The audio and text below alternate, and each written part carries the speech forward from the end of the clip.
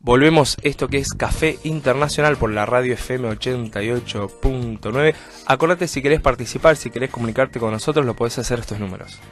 Al 3416-958616 o al 3413-683-222. Que puedes llamarnos o escribirnos por WhatsApp. Y hacerle una pregunta, participar, opinar ahora a Jorge Jaef, que nos tiene una columna sobre lo que está pasando con los BRICS. Bienvenido. Muchas gracias, buenas tardes. Y la primera pregunta, ¿de qué se trata los BRICS? Tienen un recorrido raro en el sentido de que es un concepto que surge en el mundo de las finanzas y que de alguna manera, y en esto la verdad que soy bastante crítico sobre el tema, aparentemente los países toman este concepto y pretenden transformarlo en una instancia de cooperación política donde aparentemente pretendían inclinar en favor de los estados menos desarrollados la balanza de poder global. El concepto de los BRICS surge concretamente en el marco del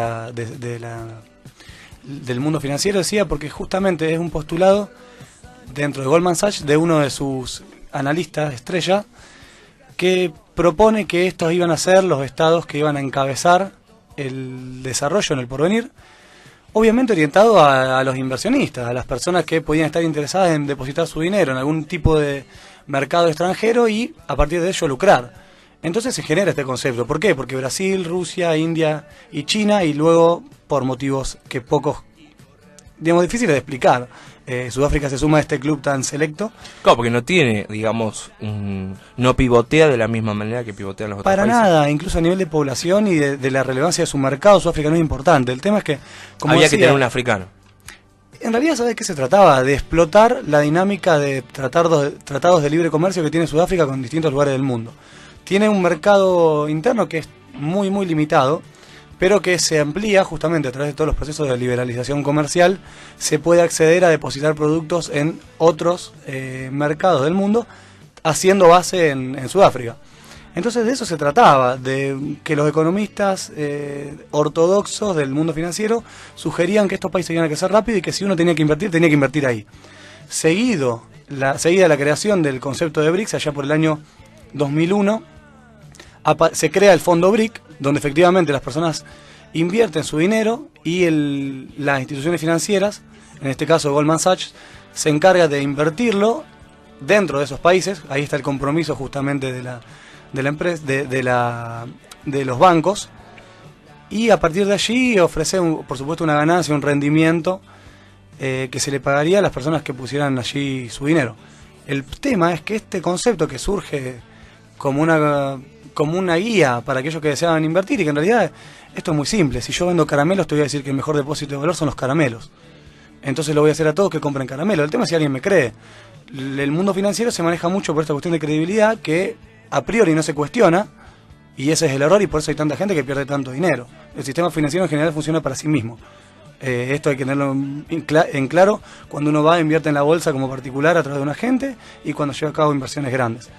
Entonces este concepto se traslada a lo político, y los propios países que habían sido invitados o sumados de facto a este club, de repente se sintieron que eran el nuevo factor de poder, y así fue. Bueno, sobreviene también, sobre todo en la agenda de la Argentina y de la anterior administración, una intención de incorporarnos al BRICS. Claro. Más allá de que hoy por hoy quizás mi opinión sea de que el BRICS no sea quizás un lugar donde de nuevo aparezca una especie de contrahegemonía político-económica a la actual conformación de los países desarrollados en Occidente. Sin embargo, siempre estaba la cuestión de que la Argentina quería incorporarse. Claro. ¿Qué opinión merece esto? Esto hay que tener en cuenta que cobra sentido en el punto en que pensamos que los países se empiezan a reunir informalmente desde el año 2006 y ya formalmente desde el 2009. Los altos representantes de Brasil, Rusia, India, China, luego se suma Sudáfrica hacia el año 2012, intentando justamente volcar o en realidad tratar de desconcentrar el poder en el plano internacional y hacer una especie de contrahegemonía, principalmente contra Estados Unidos, que se decía actuaba unilateralmente, tanto en el plano de seguridad estratégico como en el plano económico. Y es una realidad. Hoy día Estados Unidos, los regímenes comerciales ya no busca imponerlos de forma universal, sino que junta un club de países, y si puede convencer a esos 5 o 6 relevantes, entonces el sistema ya está aceptado por todos a la fuerza. Entonces, ¿cuál es el tema? Cuando intentan darle un contenido más político, los países de BRICS tuvieron una gran iniciativa interesante, que es la del Banco de Desarrollo, que pretendía ser una oposición a las instituciones económicas surgidas de lo que fue el orden de Bretton Woods después de la Segunda Guerra Mundial, que están armadas prácticamente a medida de los Estados Unidos. Esa fue una buena propuesta y despertó mucho interés porque reemplazarían al fondo en cuanto a que podía ofrecer dinero y no iba a imponer las condiciones ortodoxas, es decir, lo que conocemos como todas las reformas estructurales y demás, a los países que recibían ese dinero. Argentina manifestó ese interés, pero la realidad es que, y esto seamos totalmente francos, a Argentina no le da para pertenecer a un club en términos económicos que es planteado de esa manera. Argentina no tiene ese mercado interno, no tiene ni siquiera la estabilidad económica que estos países tenían en ese momento, y las tasas de crecimiento argentinas nunca llegaron ni siquiera a los digamos, a los niveles, claro, pero los niveles que ahora tienen estos países que ya están desacelerados. Sí, sí. Y bueno, finalmente una cuestión clave, que es que por un lado tenemos los BRICS, pero hay que ver realmente si China es eso. China es un país que venía creciendo con tasas de 2 dígitos, que eso ninguno de los otros países lo ha tenido, ni siquiera en sus mejores momentos, y que aparte tiene un modelo de desarrollo totalmente diferente. Yo creo que el gran problema de los BRICS es eso, tomarlos como que de repente eran un bloque con sentido político y criterio unificado. Así es, me parece que la cuestión de los BRICS va a dar que hablar, sobre todo porque me parece que muchos desde el tercer mundo miraron a los BRICS como una especie de alternativa a la configuración, no solamente financiera, monetaria, sino a la configuración ético-política que tiene actualmente los países de la Europa Occidental, del llamado Exacto. países del norte, Estados Unidos, Japón, en donde también impregnan no solamente la política de seguridad con sus leyes y con su ética, sino también la cooperación.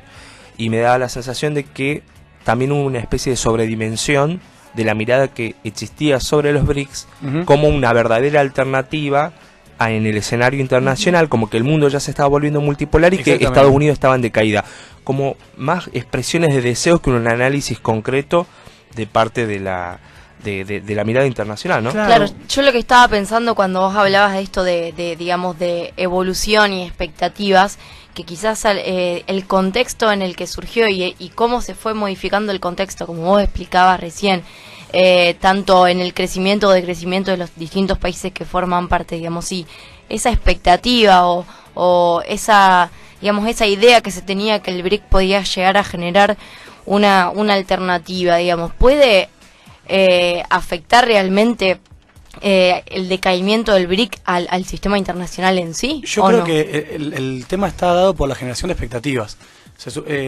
¿Cuánto puede sostener en el tiempo un país las tasas de crecimiento que venían sosteniendo los BRICS? Hay una realidad, y esto es un dato económico que es sumamente relevante. En toda esta última década, digamos, de los 2000 a los 2010, con muy pocas excepciones, todo el mundo creció.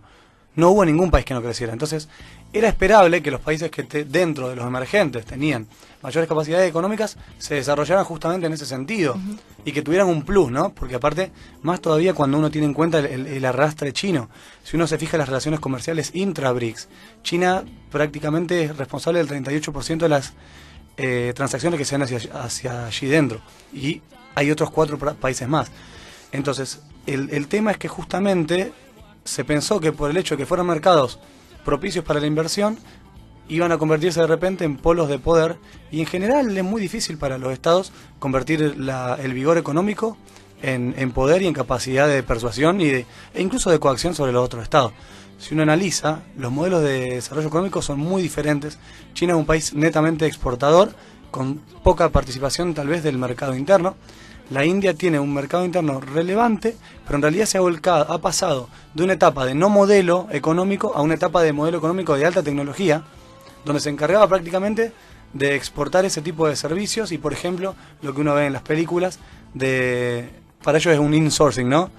El outsourcing de los países desarrollados que le encomiendan la realización de ciertas tareas que son secundarias para sus empresas de servicio. Por ejemplo, esto de atender los teléfonos para las aerolíneas o esta especie de telemarketing internacional. El caso de Brasil es distinto y es parecido en alguna medida al de Rusia, porque son países exportadores de materias primas. Entonces, si nosotros sabemos que en general y a lo largo de toda la historia los precios de las materias primas han tendido a bajar, Es irresponsable, por tener 10 años en los cuales crece, pensar que eso va a ser una tendencia eterna, o que es una tendencia que se vaya a consolidar. Tengamos en cuenta que eso en gran medida contradijo, esos 10 años de aumento de los precios de commodities contradijeron toda la historia económica, que nosotros en la facultad lo vemos como el deterioro de los términos de intercambio, justamente donde el que exporta materia prima va a tender a ganar cada vez menos y el que exporta manufacturas va a tender a ganar cada vez más. Y si todos estos modelos de concertación que se van generando entre los distintos países tienen que ver con el contexto, ¿cómo, digamos, qué forma debería tomar el BRIC para que se pueda amoldar en todo caso al nuevo contexto, que es distinto al contexto en el que se conformó? Yo creo que es muy interesante plantear que es algo favorable al sistema internacional en general, o por lo menos a nosotros como un país en vía de desarrollo, el surgimiento de este polo. No lo digo desde un ataque, digamos, simplemente sanguinario contra los BRICS, y la realidad es que hay muchas cuestiones, como vos decís, de contexto que terminan influyendo sobre cómo se perciben. Las expectativas fueron demasiado infladas, entonces la realidad es que la forma de abordar una posible configuración de poder BRICS tendría que haber sido clave una nota de prudencia. El plan del Banco de Desarrollo era sumamente ambicioso y hubiera sido sumamente valioso, pero también tendría que haberse tenido en cuenta que son a veces las situaciones coyunturales las que viabilizan algo en un momento, pero que también lo denegan en otras circunstancias. Entonces creo que justamente por ahí tendría que haber pasado. Después el hecho de fomentar la cooperación sur-sur, el hecho de avalar las instancias donde los países que son del mundo no desarrollado puedan vincularse y puedan generar lógicas que les sean propias, porque también eso es una realidad. Es valioso el entramado BRICS contra un sistema armado a medida de aquellos que son más poderosos. Eso es totalmente cierto y es innegable, y me parece que hay que valorarlo. Pero, como siempre y en todo proceso político, me da la impresión de que faltó prudencia y que faltó realismo, porque los BRICS en gran medida surgen como este concepto que yo decía, dirigido a particulares que necesitaban saber dónde poner su dinero. Y aporto un dato interesante: 10 años después, ese fondo BRICS dentro de Goldman Sachs no existe más. O sea que si uno quiere invertir efectivamente a través de ese fondo para que el dinero vaya allí como inversor particular, no puede hacerlo. ¿Y en otras áreas de cooperación se destacó el BRIC o no? Bueno, hubo distintas instancias, por ejemplo a nivel de cooperación en lo que era favorecer una infraestructura común, pero el tema es que se aparecieron distintos obstáculos. Entonces, en general, estábamos hablando de distintos modelos de desarrollo, estamos hablando también de distintas concepciones de democracia, porque incluso entre China y Brasil la diferencia era muy alta. No, y aparte pensando en infraestructura, tampoco es que es una concertación regional que tenga ubicados los territorios cercanos, o sea, ni siquiera es que podés planificar una infraestructura que comunique esos dos estados. No, y aparte del punto de vista simbólico, que no haya sido una iniciativa necesariamente nacida en el seno de estos países, sino prácticamente colocada de manera simbólica por una, en este caso, una consultora internacional, llama también la atención de parte de este grupo, que en realidad no se configura como tal, como un espacio de iniciativa política propia de los países, sino prácticamente como una oportunidad, un oportunismo que ocurre a partir de esta consultora, ¿no? Es que ¿sabes lo que sucede? Imagínate que nos dicen, bueno, Naví, Karen y Jorge van a ser el día de mañana los líderes supremos del mundo. Y nosotros, en vez de decir, no, bueno, espérate, nos la creemos. Y empezamos a actuar como si fuéramos efectivamente, y planteamos medidas que están por encima de nuestras capacidades, pero que ese aval internacional nos hace creer que va a ser viable. Y no va a pasar, porque la realidad siempre uno se la lleva, viene y lo choca en la cara, y son siempre caídas muy feas, porque para estos países, digo, el caso de Brasil está totalmente desestabilizado políticamente. El caso de Rusia, hay conflagraciones políticas muy fuertes, opositoras a Putin, que todos sabemos que Putin es un gran estratega, pero la realidad es que desde Ucrania en adelante, la situación hacia adentro del país no se le está haciendo fácil. La India todavía no pudo implementar las reformas económicas que viene previendo desde el año 2012. O sea, eso marca, incluso teniendo el partido del Congreso, que es dominante, ¿no? y que acompaña al gobierno. O sea, teniendo toda esa legitimidad no pudo hacerlo. Y el caso de China, que estuvo haciendo una purga hacia adentro, tratando de limpiar los focos de corrupción, no como una forma de apertura, sino como una forma de seguir sosteniendo el mismo sistema, que les puede haber dado mucho resultado a nivel económico. Incluso muchos dicen que el autoritarismo suele favorecer procesos de desarrollo económico como el chino. Pero la realidad es que no podemos decir de ninguna manera que sea una democracia sana. Entonces, no, hay diferencia entonces, no solamente económica, sino desde el punto de vista político exacto, y sistémico, ¿no? Sí, y de relevancia dentro de los asuntos internacionales. Porque Brasil no es China y la India no es Rusia. Entonces, estamos hablando de distintos niveles, de distintas formas de acción, de distintos sistemas políticos, que su primer contacto no fue una instancia de decir, bueno, juntémonos, cooperemos, tenemos tal cuestión en común, sino simplemente que un externo dijo, miren, ustedes puede ser que lleguen a ser un foco opositor. Entonces, eso es donde se genera un problema. Insisto, salvando el hecho de que las intenciones pueden haber sido buenísimas. Sí, sí. No, aparte, otra de las cosas que también llama la atención es que el analista internacional, sobre todo que aparece en los medios periodísticos establecidos, muchas veces observa esto o mira esto con mucho más entusiasmo que análisis. Claro, exacto. Y no mira que la OTAN tiene más de 50 años funcionando. Sí, que habla de una institucionalidad mucho mayor a la que pueda tener los BRICS, que 10 años no son nada. Sí, y tanto en los medios como en la academia, los que estamos tratando o pretendiendo llevar a cabo distintas instancias o niveles de análisis internacional, somos demasiado susceptibles o sensibles a la moda. Entonces, como todos estamos buscando cuál va a ser el próximo titular o el que pegue fuerte o el que nos haga saltar a la fama para que nos vengan a llamar de la Universidad de Ottawa, del CIGI, para ir o del CIGI para ir a dar una conferencia, si ese es el objetivo, nuestro análisis va a sufrir. Y efectivamente lo que pasó fue eso. Ya tuve la oportunidad de hablar de toda esta cuestión de moda académica hace un par de meses en un artículo de divulgación, que fue más bien una catarsis, ¿no? Y una crítica hacia todos los que estamos en este sector. Y yo creo que tenemos que dejar de comprar titulares, tenemos que dejar de comprar la explicación que da lugar a todo, tenemos que dejar de engañarnos o convencernos de que esas variables pueden ser explicativas de toda la complejidad de lo social. No, y aparte también que aquellos decisores políticos a nivel nacional que influyen en la política exterior, no necesariamente tengan que colgarse no solamente de los BRICS, sino de cualquier nueva organización internacional que parece ser el paladín de la integración. Claro. Esto ocurre con la CELAC. Exactamente. La CELAC es hoy en día una cosa que la verdad no funciona.